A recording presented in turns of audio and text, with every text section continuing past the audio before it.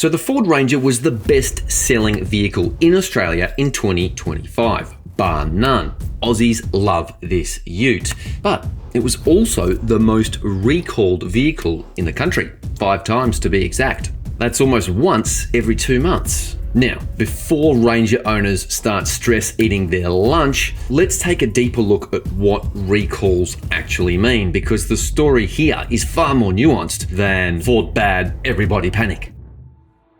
Ford topped the recall charts in 2025, issuing 26 separate recalls across their range, with around 110,000 Fords needing to visit the workshop. To put that in perspective, Mercedes came in second as the most recalled brand with just 11 recalls. That's less than half of what Ford had. Hyundai had 7 recalls, Kia had 6, and then we get a very polite 5-way tie for 5th place between Mazda, Volkswagen, Lexus, Ram Trucks, and Peugeot, each of them with 5 recalls. So as mentioned, the Ranger had 5 recalls, and the Everest, which is essentially family SUV version of that ute, that had 4 recalls.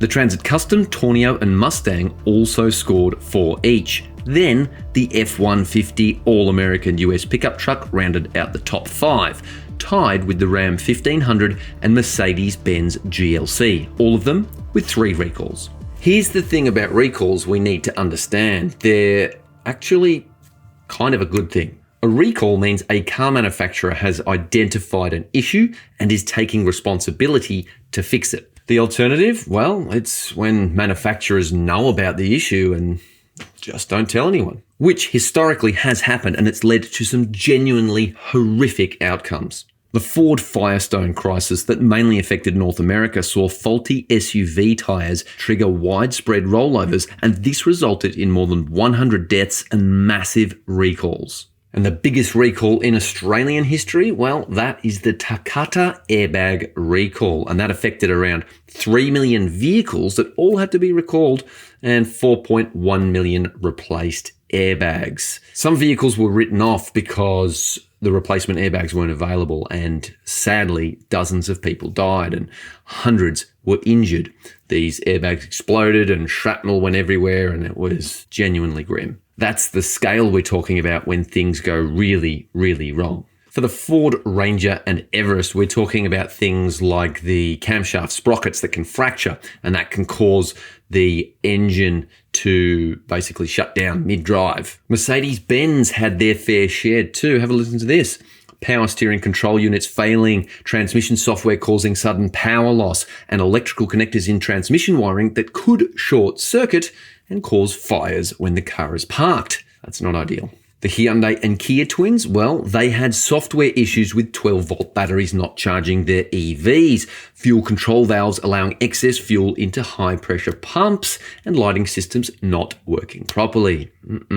These recalls did not lead to deaths back in 2025 like the Takata and Firestone recalls, but these are not small inconveniences. When you've got steering, brake, engine, and fire risks on the table, these are things you don't want to go wrong when you're driving your motorcar. Dr. Shahid Hussain from the Edith Cowan University in Perth put it in simpler terms. Now, here's a bloke that specialises in consumer brand relationships and corporate product controversies. And he says recalls can happen voluntarily when a company spots a problem, or involuntarily when regulators step in. And that involuntary one was the Takata recall. Now, Dr. Hussain says, and I quote, "A regular recall can be made either voluntarily or involuntarily.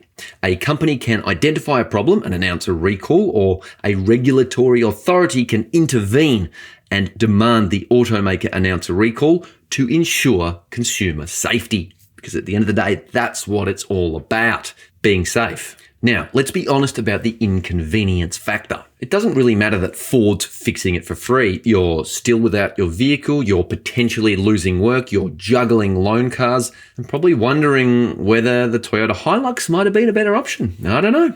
So, why is Ford so far ahead in the recall stakes in Australia? One of the issues is the fact that they sell a lot of cars. They sell more cars than any other brand, except Toyota. It's a numbers game to some extent. But that doesn't fully explain Ford's 26 recalls versus the second place getter Mercedes with just 11. And to Ford's credit, and I cannot believe I'm giving them credit, for 26 recalls, they've identified the problems and taken responsibility for them. And that's better than the alternative. Look, recalls are a fact of modern automotive life. The modern motor vehicle is a phenomenally complex machine, especially if it's equipped with a combustion engine. The question isn't really why they're recalls, it's more, are manufacturers taking responsibility if they know and understand there's a problem with their product? Ford Ranger owners out there, congratulations, you bought the most recalled vehicle of 2025. Maybe, just maybe, add your service center's phone number to your favorites from now on. And last but not least, have you had, or do you know someone that's had a vehicle recalled? Have they had any issues? Was there problems at the dealership? Or did you get a courtesy car? I want to know all this stuff, so drop me a comment below. Let's start the conversation. If you enjoyed this one, smash the like button and definitely go check out my 2025 wrap. I break down all the wins, the fails, and throw in some cheeky predictions as well.